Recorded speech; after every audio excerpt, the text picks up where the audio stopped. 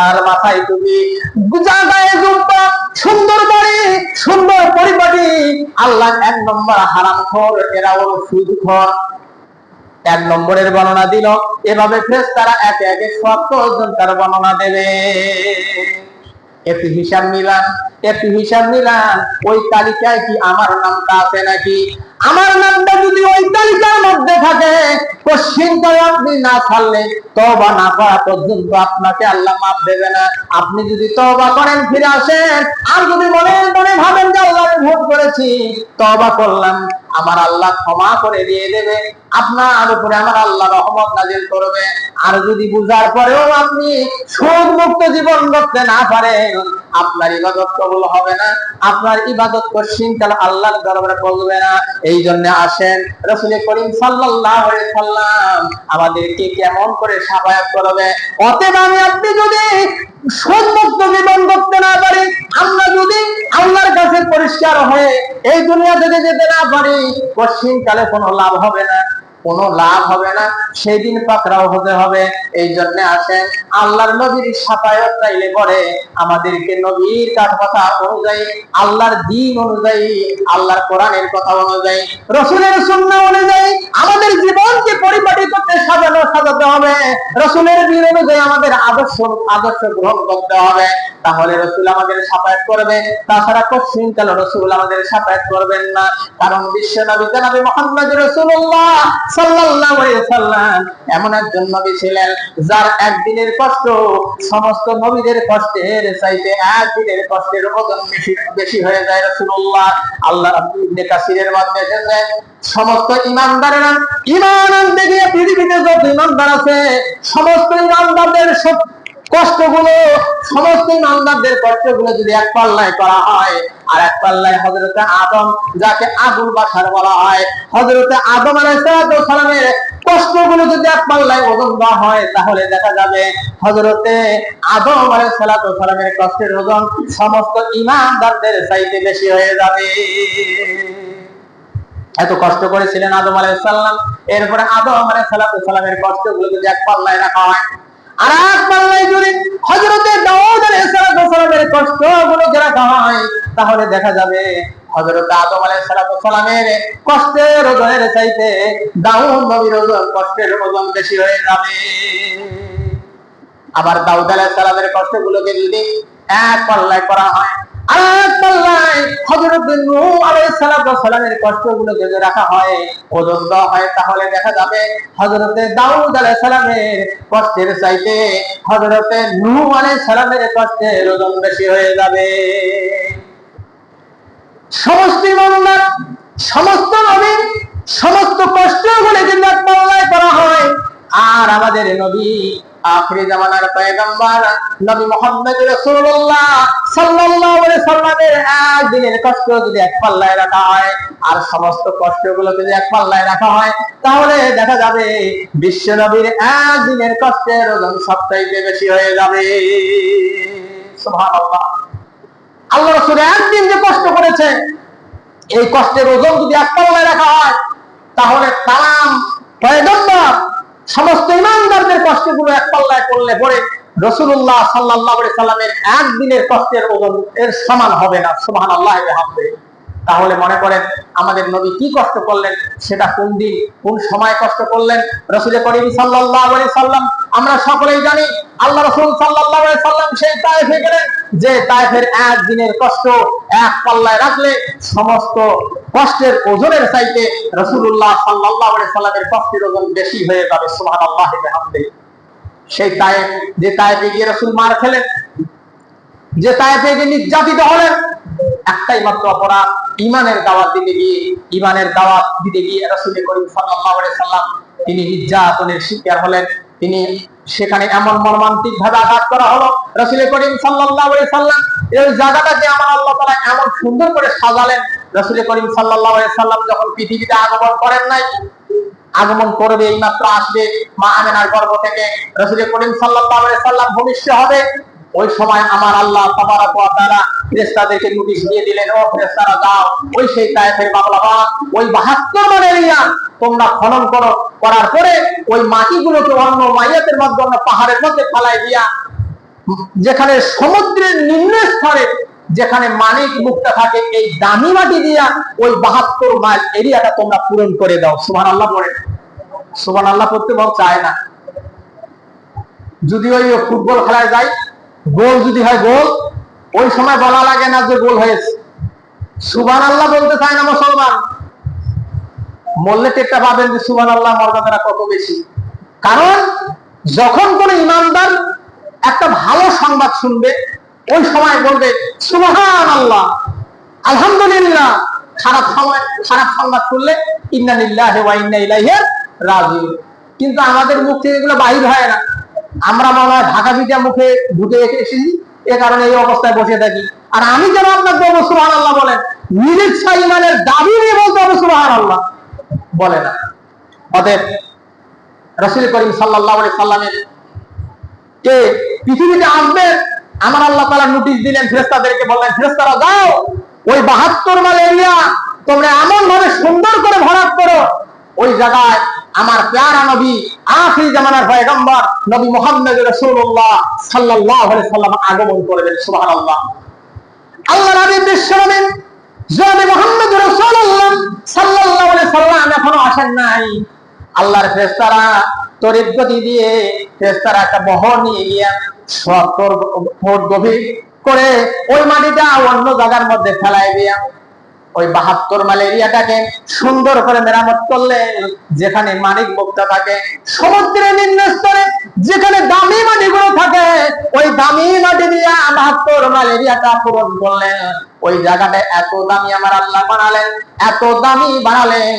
এখানে মুফাসসিরে ইকরামগণ বলেছেন, ওই 72 মাইল এরিয়ার ভিতরে যদি দুনিয়ার মধ্যে যত সার আবিষ্কার হয়েছে, যত সার পৃথিবীতে আবিষ্কার হয়েছে, ইউরিয়া ফসফেট পটাশ যত সার আছে, ওই একটা সারের কণাও যদি ওই জায়গার মধ্যে ওই 72 মাইল এরিয়ার মধ্যে কিয়ামতের আগ পর্যন্ত একটা সারের কণা যদি ওই জমিনের মধ্যে না পড়ে, তবু মদিনাওয়ালা মক্কাওয়ালা নবী মুহাম্মদ রাসূলুল্লাহ সাল্লাল্লাহু আলাইহি সাল্লামের পাতা ওই জমিনে রাখার কারণে কোনোদিন ফসলের অভাব হবে না, কোনোদিন ফসলের অভাব হবে না, সারের প্রয়োজন হবে না। কারণ আমার আল্লাহ ওটা বরকত দিয়ে আমার আল্লাহ ভরপুর করে দিয়েছে। মুফাসসিরে কারণ বলে শুধু তাই না, কিয়ামত পর্যন্ত যদি ওই 72 মাইল এরিয়ার মধ্যে বৃষ্টির একটা ফোঁটাও যদি ওই জায়গায় না পড়ে, তবুও কোনোদিন ফসল কম হবে না। সুবহানাল্লাহ। সেই 72 মাইল এরিয়া, যেই বাবলা বন 72 মাইল এরিয়া, ওই জায়গায় মা হালিমাতুস সাদিয়ার বাড়ি, যেখানে বিশ্বনবী ভূমিষ্ঠ হওয়ার পর লালিত পালিত হওয়ার পরে মা হালিমাতুস সাদিয়ার বাড়িতে তাকে রাখা হয়েছিল। তিনি ধাত্রী মাতা ছিলেন, তার বাড়িতে বিশ্বনবী দুধ পান করেছিলেন। আল্লাহর হাবিব বিশ্বনবী জনাবে মুহাম্মদ রাসূলুল্লাহ সাল্লাল্লাহু আলাইহি সাল্লাম তিনি যখন দ্বীনের দাওয়াত দেওয়া শুরু করলেন, বুঝতে পারলেন দ্বীনের দাওয়াত দিচ্ছেন, এমন অবস্থায় মক্কার মানুষগুলো তাকে ভালো চোখে দেখেন না। বিশ্বনবী জনাবে মুহাম্মদ রাসূলুল্লাহ সাল্লাল্লাহু আলাইহি সাল্লাম মনে মনে ভাবলেন, আমার ওই জায়গায় যাওয়া দরকার, যে জায়গায় আমি আমার মায়ের স্তন পান করেছিলাম, যে জায়গায় আমি প্রায় আমার অনেকগুলো শৈশব কালের বন্ধু আছে, তাদের কাছে দ্বীনের দাওয়াত দেব, মনে হয় ভালো হবে, তারা মনে হয় সহজে গ্রহণ করবে। এই মনে করে রাসূল করিম সাল্লাল্লাহু আলাইহি সাল্লাম যায়েদকে সঙ্গে নিয়ে গেলেন তায়েফের ময়দান। তায়েফে যখন চলে গেলেন, তায়েফে গিয়া আল্লাহর নবী যখন তাদেরকে অনুনয় বিনয় করে বললেন, ও ভাইয়েরা, তোমরা কলেমা গ্রহণ করে নাও, লা ইলাহা ইল্লাল্লাহ মুহাম্মাদুর রাসূলুল্লাহ স্বীকৃতি প্রদান করো। সঙ্গে সঙ্গে ওই সময় ওই তায়েফের মানুষগুলো তার উপরে এমন ভাবে চড়াও হলেন, ছোট্ট ছোট্ট যুবকদেরকে এমন ভাবে বানালেন যে তোমরা ওই পাগলটাকে পাথর মারো। বিশ্বনবীকে মারতে মারতে এমন অবস্থা করে দিয়ে দিলেন, আল্লাহর হাবিব জনাবে মুহাম্মদ রাসূলুল্লাহ সাল্লাল্লাহু আলাইহি সাল্লাম পাথরের আঘাত খেতে খেতে হযরত জাবের বলেন, এক একটা করে পাথর বিশ্বনবীর দিকে যখন ছুঁড়ে আসতেছিল, আমি যাবেন আল্লাহর নবীকে জড়িয়ে ধরলাম, বিশ্বনবীকে বাঁচানোর জন্য কত চেষ্টা জিজ্ঞাসা করলাম, কিন্তু মক্কার ওই তায়েফের ওই যুবকেরা এমন ভাবে নবীর গায়ে পাথর মারলো, মারতে মারতে বিশ্ব নবীর জুব্বা মোবারকটা পর্যন্ত রক্তে লাল হয়ে গেল। আল্লাহর নবীর পায়ের মধ্যে যে জুতা ছিল, দাড়ি জুতা আমরা বলি, বিশ্ব নবীর পায়ের জুতা, এই জুতাগুলো রক্তের জমা, রক্ত পড়ে পড়ে জুতাগুলো পর্যন্ত জমাট বেড়ে গেল। বিশ্ব নবী জনাবে মুহাম্মদ রাসূলুল্লাহ সাল্লাল্লাহু আলাইহি সাল্লাম মায়ের খেতে খেতে, ধাক্কা খেতে খেতে আল্লাহ রাসূল সাল্লাল্লাহু আলাইহি সাল্লাম কোন ক্রমে তায়েফের মাঠ থেকে একটু বাইরে চলে আসলেন। আল্লাহ নবী পিছন দিকে লক্ষ্য করে আর কোন শত্রু আছে কিনা। এমন অবস্থায় আল্লাহ নবী বিশ্ব নবী জনাবে মুহাম্মদ রাসূলুল্লাহ সাল্লাল্লাহু আলাইহি সাল্লাম নজর করে দেখে আর কোন শত্রু পিছন দিকে নাই। হযরত যায়েদ বলেন, আমি দেখলাম আল্লাহর নবী তার নিজের জামা জুব্বা দিয়ে, জুব্বা মোবারক দিয়ে রক্ত করে মুছে মুছে নিচ্ছেন। আমি জিজ্ঞাসা করলাম, ইয়া রাসূলুল্লাহ, এই অপ্রয়োজনীয় রক্তগুলো আপনি আপনার জুব্বা দিয়ে কেন এভাবে মুছে মুছে নিচ্ছেন ইয়া রাসূলুল্লাহ? কারণ কি নবী গো, কেন এভাবে মুছে নিচ্ছেন? আল্লাহর নবী ডাক দিয়ে বলেন, যায়েদ রে, হয়তো তুমি জানো না, ও যায়েদ, এই তায়েফের ময়দানে, এই তায়েফে যদি এক ফোঁটা রক্ত, আমার শরীর থেকে এক ফোঁটা রক্ত যদি তায়েফের ময়দানে পড়ে যায়, যায়েদ, আল্লাহ রাব্বুল আলামিন কিয়ামতের আগ পর্যন্ত কোনো ফসল ফলবে না। অতএব এই রক্তগুলো যেন জমিনে না পড়ে, অভিশপ্ত যেন না হয়, আমার উম্মতগুলো যেন অনাহারে যেন দিন অতিবাহিত না করে, এই জন্য আমি আমার জামা মোবারক দিয়ে, কাপড় দিয়ে এই রক্তগুলো পর্যন্ত মুছে মুছে নিচ্ছি। সুবহানাল্লাহ, কি দরদি নবী! যে নবী সবারই কথা স্মরণ করে, যে নবী, যে রাষ্ট্রনায়ক সবার কথা স্মরণ করে। আর আমরা এমন চেয়ারম্যান বানাই, এমন প্রতিনিধি বানাই, এরা ওই সময় স্মরণ করে যখন নালপানি খাওয়ার সময় আসে, তাছাড়া পশ্চিমকালে স্মরণ করে না। এদের প্রত্যেকজনকে আল্লাহর আদালতে হাজির করা হবে। আপনি নেতা হয়েছেন, আপনার বাড়ির পাশে একজন গরিব মানুষ অসহায় অনাহারে দিন অতিবাহিত করলো, আপনি তার খোঁজ খবর নিলেন না, কেমন নেতা? রাসূল করিম সাল্লাল্লাহু আলাইহি সাল্লাম হাদিস শরীফ থেকে শোনাচ্ছি, মনে হয়ে গেল আল্লাহ রাসূল সাল্লাল্লাহু আলাইহি সাল্লাম যে মসজিদ নববীর যিনি ইমাম ছিলেন এবং তিনি ছিলেন মদিনার একজন প্রেসিডেন্ট, রাষ্ট্রনায়ক, তিনি দেখলেন মসজিদ নববীতে একজন মহিলা মানুষ ঝাড়ু দিতেন। মসজিদ নববী একজন মহিলা মানুষ ঝাড়ু দিতেন, দেখতে বড় কালো, কুচকুচে কালো, চেহারা তত ভালো না, এরকম কুচকুচে একজন কালো মহিলা মানুষ মসজিদ নববী ঝাড়ু দিতেন। আল্লাহ রাসূল সাল্লাল্লাহু আলাইহি সাল্লাম 3 দিনের 2 দিন কিংবা 3 দিন, এতলা রয়েছে 2 দিন কিংবা 3 দিন, যেটাই হোক 2 দিন কিংবা 3 দিনের দিন রাসূল করিম সাল্লাল্লাহু আলাইহি সাল্লাম বললেন, সাহাবীরা, আমি ওই খাদেমাকে দেখতেছি না কেন যে আমার এই মসজিদ নববী ঝাড়ু দিতেন? সুবহানাল্লাহ পড়ি। আমরা তো আমাদের যে মসজিদ আছে, যদি মাকড়সা জাল পেতে বসেও থাকে, আমরা পশ্চিমকালেও ঝাড়ু দেই না। মাকড়সা কেন, আরো যদি কোনো কিছু থাকে তবুও দেই না। একজন মহিলা মানুষ মসজিদ নববী ঝাড়ু দিচ্ছেন। আল্লাহ রাসূল সাল্লাল্লাহু আলাইহি সাল্লাম দেখলেন যে 3 দিন হয়ে গেল, তাকে দেখা যাচ্ছে না। আল্লাহ রাসূল জিজ্ঞাসা করলেন, সাহাবীরা, ওই খাদেমাকে দেখা যায় না কেন? আমি 3 দিন থেকে তাকে দেখছি না। আল্লাহ রাসূল সাল্লাল্লাহু আলাইহি সাল্লামের সাহাবীরা বললেন, হুজুর, সে তো মারা গেছে, তাকে দাফন করা হয়েছে। আল্লাহর হাবিব বললেন, ও সাহাবীরা, সে যে মারা গেছে, তোমরা কেন আমারে বলো নাই? সাহাবীরা বললেন, হুজুর, একজন কালো মহিলা এই মসজিদ নববী ঝাড়ু দিতেন, তার কথা আপনি স্মরণ রেখেছেন। আল্লাহর নবী বললেন, তুমি জানো না আমি হলাম রাষ্ট্রনায়ক, এই মদিনার রাষ্ট্রপ্রধান। ও সাহাবীরা, সে কালো হতে পারে, কিন্তু আল্লাহর কাছে তো এর বাড়তি কারণ নাই। আমার আল্লাহর কাছে এত প্রিয়, কারণ সে আমার ঘর মসজিদ নববী ঝাড়ু দেয়। ও সাহাবীরা, সে কালো হতে পারে, আমরা আমাদের সমাজের মধ্যে দেখি ওই কালো, এ লম্বা, ওই বেটে খাটো, এ ফর্সা, এরকম আমরা বাদ বিচার করি। আল্লাহ রাসূল বললেন, সে কালো হতে পারে, কিন্তু সে আল্লাহর ঘর মসজিদ নববী ঝাড়ু দিয়েছে। এমন অবস্থায় তোমরা কেন আমারে বললে না? ওই খাদেমা মারা গেছে, তোমরা আমরা কেন বললে না? চলো আমাকে নিয়ে যাও ওই খাদেমার কবরের পাশে।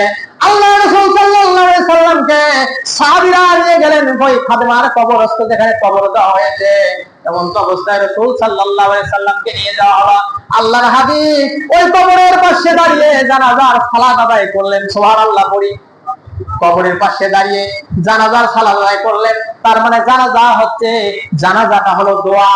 জানাজাটা কি? জানাজা হচ্ছে দোয়া। বিশ্বনবী কবরের পাশে জানাজার সালাত আদায় করলেন।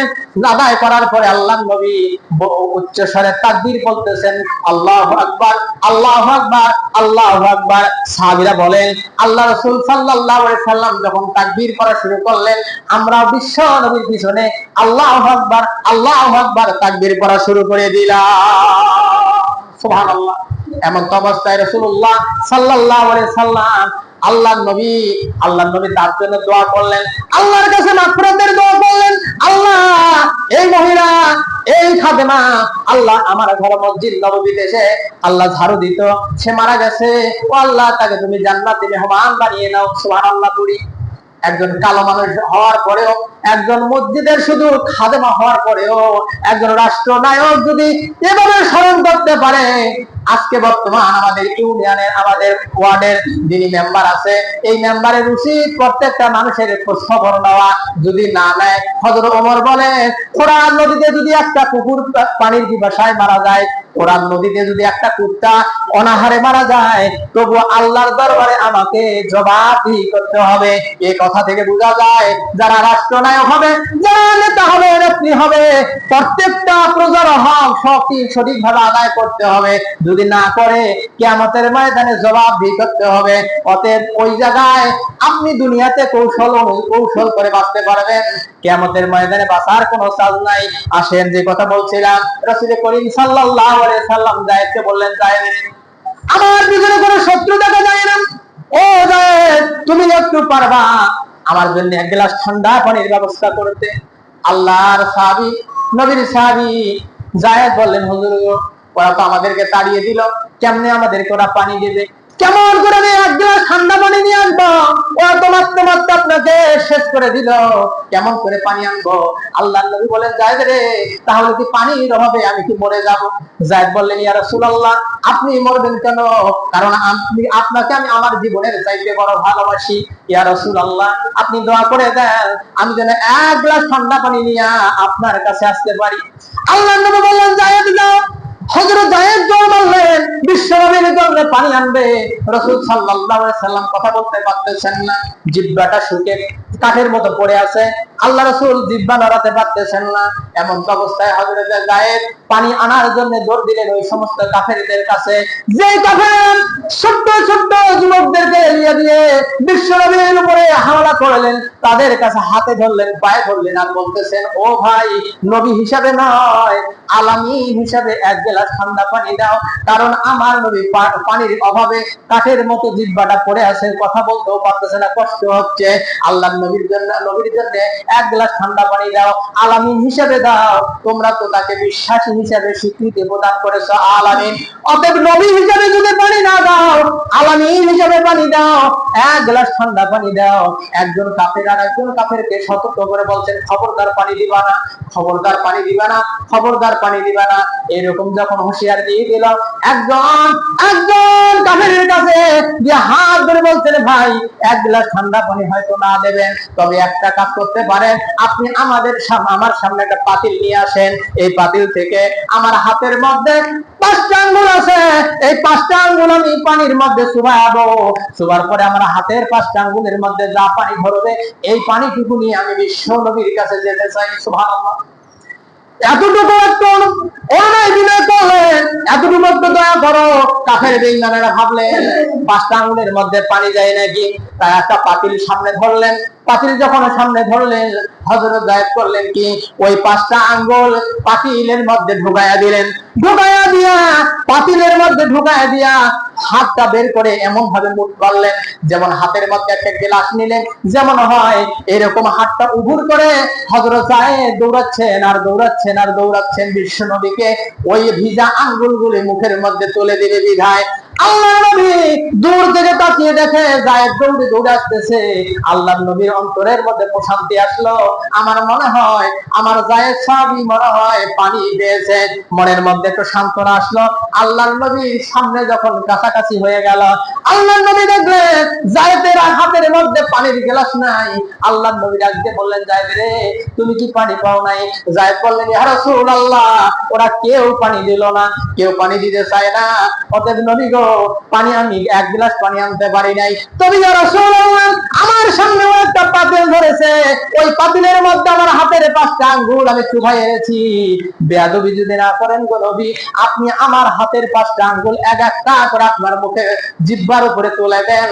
আর আপনি ছোট বাচ্চা যেমন মায়ের স্তন পান করে, ও নবী, আপনি আমার পাতে 5টা হাতের আঙ্গুল এভাবে স্তনের মতো পান করেন। আল্লাহর নবী বললেন, যায়েদ, এটা কেমনে সম্ভব? হাতের আঙ্গুলগুলো পান করলে কেমনে হবে? এমনি মধ্যে বিশ্বনবী জনাবে মুহাম্মদ রাসূলুল্লাহ সাল্লাল্লাহু আলাইহি সাল্লাম বলেন, যায়েদ রে, পানি যখন পাও নাই, দাওরে যাই দাও, এক একটা করে আঙ্গুল আমার মুখের মধ্যে তুলে দাও। হযরত যায়েদ বলেন, ওই সময় আমি নবীর মুখের মধ্যে একটা একটা করে আঙ্গুল যখন তুলে দিতে শুরু করলাম, আল্লাহর নবী ছোট বাচ্চা যেভাবে মায়ের স্তন পান করে, আল্লাহর নবী ওইরকম ভাবে আমার আঙ্গুলগুলি মুখ দিয়ে চাটতে চাটতে আমার 5টা আঙ্গুল এভাবে পান করলেন। এমন অবস্থায় কিছুক্ষণ পরে বিশ্ব নবী আবার বললেন, যায়েদ রে, চলো, আর এখানে থাকা যাবে না।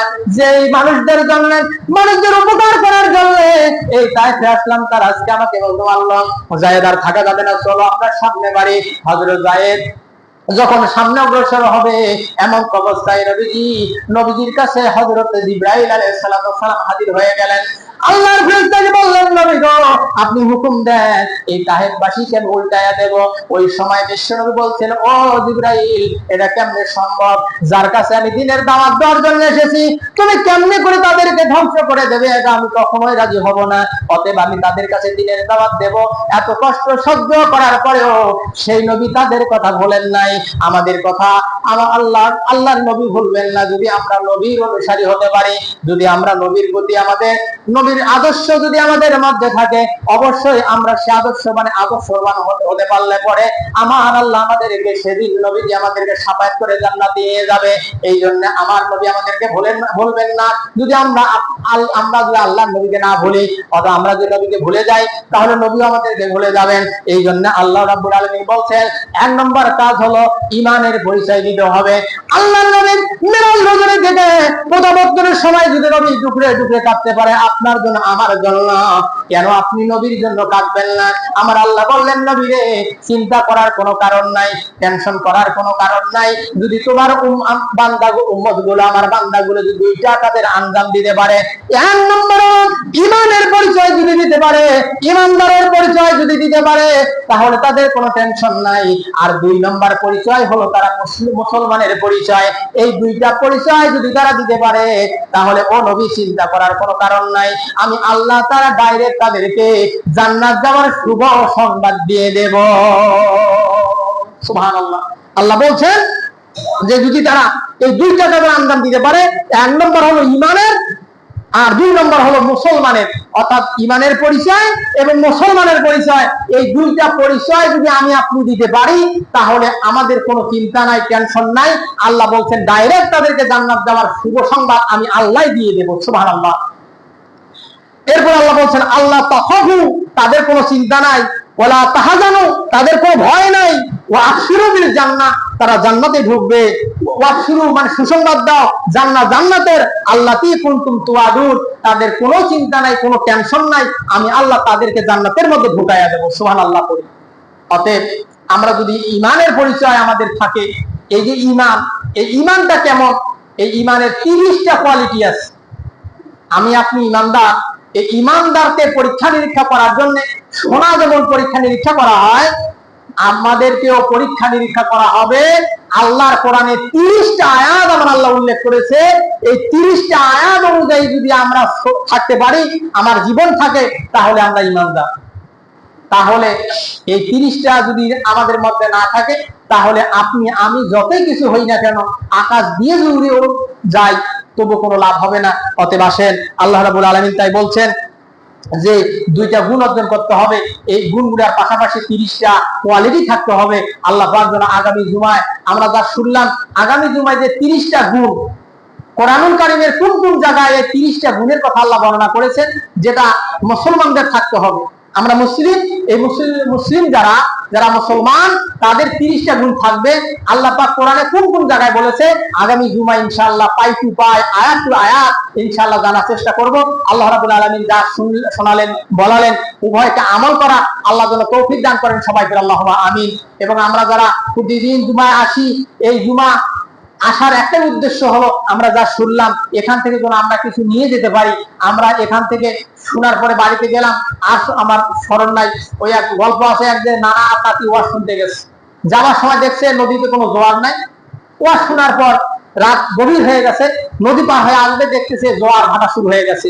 এখন যাওয়ার সময় পানি নেই, এক হাঁটু পানি, আসার সময় একেবারে বুক বুক বরাবর পানি। কি করা যাবে? নানা আস্তে আস্তে লঙ্গি আলাপ করতে করতে মাথায় বাঁচছে। নাতি বলছে, ও না, এই যে ওয়াজি হুজুর বললো উপরে লঙ্গি তোলা যাবে না, দিকে এদিকে নিয়ে যাওয়া যাবে না। তার মানে এই আমরা মসজিদে যা শুনলাম এখানেই থাক, বাড়িতে নিয়ে যাওয়া যাবে না। আপনি আপনার পরিবার, আপনি সারাদিন তাহাজ্জুদ করতেছেন, আপনি নামাজ পড়তে পড়তে কপাল একলে এমন কালো দাগ ফেলে দিয়েছেন, আপনার বাড়ির বিবি, আপনার সন্তান, আপনার সব আওতাধীন থাকে, আপনার খায়, অথচ আপনার আদেশ পালন করে না। তাহলে এইগুলোর জন্য সেদিন কিয়ামতে ধরা খেতে হবে। একজন মহিলা ধরা খাবে 4 জনকার জন্য। 1 নম্বর স্বামী, 2 নম্বর বাপ, 3 নম্বর বড় বেটা। এইগুলো যদি থাকে, এই মহিলাটা সেদিন ধরা খাবে, বাঁচার কোনো উপায় নাই। একজনকার জন্য 4 জন জাহান্নাম যেতে হবে। কি দরকার একজনকার জন্য আরেকজন জাহান্নাম খাটা? কোনো দরকার নাই। যদি সন্তান আমার কথা না শোনে, গার্জিয়ানের কথা না শোনে, বাবা তুই ফিরতে হয়ে যা, বাবা, ওর আর দরকার নাই। এটাও কোনো দরকার যে তোকে মারলে মানুষ খারাপ বলবে, যা তুই আলাদা হয়ে যা, তোর সঙ্গে আর দরকার নাই, তোর কারণে এত খাটাখাটি কেন? দরকার নাই। আমার সারা রাতের তাহাজ্জুদ যদি নষ্ট হয়ে যায় তোর কারণে, কি দরকার? অতএব আমরা নিজে বিবেকবান হই, আমরা যা ভুল করেছি, সন্তান হই আর যা হই, মেয়ে হই, যা হই, সবাই যেন আমরা সালাত আদায় করতে পারি। এই সালাত হবে আমাদের একমাত্র মাধ্যম।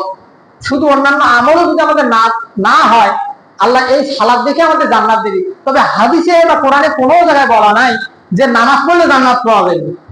আর সালাতুল মিফতাহুল জান্নাহ, এটা জাল হাদিস, মানুষ তৈরি করেছে, এটা জাল হাদিস। নামাজ পড়লে জান্নাত যাওয়া যাবে কোনো জায়গাও বলা নাই। আমি এতদিন ধরে স্টাডি করতে করতে এটা আমি অনেকদিন থেকে খুঁজি যে কোথায় আছে, কোথায় হাদিসের কোন জায়গায় আছে, দেখতেছি পরিশেষে এটা তো কোথাও নাই, এটা মানুষ তৈরি করা জাল হাদিস। অতএব নামাজ পড়লে যে জান্নাত যাবেন এটাও ঠিক নয়। তবে নামাজ পড়তে হবে, এটা হলো মূল ধারা। একটা শরীরের যেমন মূল জিনিস আছে, এই নামাজটাও সেটা। সবগুলো মিলেই আপনার একটা শরীর। অতএব আল্লাহ রাব্বুল আলামিন এই সালাত যেন আমাদের সঠিকভাবে আদায় করার তৌফিক যেন দান করেন সবাইকে, আল্লাহুম্মা আমিন। কারণ এই সালাত পড়লে আপনি অশ্লীল বেহাপনা কাজ থেকে আপনাকে ফেরায় রাখবে। আপনি যদি 5 ওয়াক্ত নামাজি হন, আপনি কারো মরি জানবেন না, আপনি 5 টাকা ঘুষ খাবেন না, ওজনে কম দেবেন না। অতএব সবসময় আপনার ধাক্কা থাকবে যে আমি তো নামাজ পড়িনি, আমি কেমনে কম দেবো, কেমনে মরি চুরি করবো, সবসময় একটা টেনশন থাকবে, চিন্তা থাকবে। অতএব এই নামাজ আপনাকে আমাকে বিরত রাখবে খারাপ কাজ থেকে। আমরা যেন 5 ওয়াক্ত সালাত আদায় করতে পারি, আল্লাহ যেন তৌফিক দান করেন সবাইকে, আল্লাহুম্মা আমিন। এবং কথাগুলো নেগেটিভ ভাবে নিবেন না। কারণ আপনাকে যদি আমি না বলি, ওই সেই দিন আমার বুকের উপর দিয়ে আপনারা চলে যাবেন, আমার বুকের উপর দিয়ে যাবেন, বলে আমি তো গেছি হুজুর, তোকেও নিয়ে যাব, কারণ তুমি তো বলো নাই। অতএব আপনাকে বলা দরকার, আপনি হয় মানেন, না হয় না মানেন, হয় 16 না হইল 16। অতএব আমরা যেন যা শুনলাম বললাম উভয়কে আমল করার আল্লাহ যেন তৌফিক দান করেন সবাইকে, আল্লাহুম্মা আমিন। বারাকাল্লাহু লানা ফিল কোরআনিল আযীম।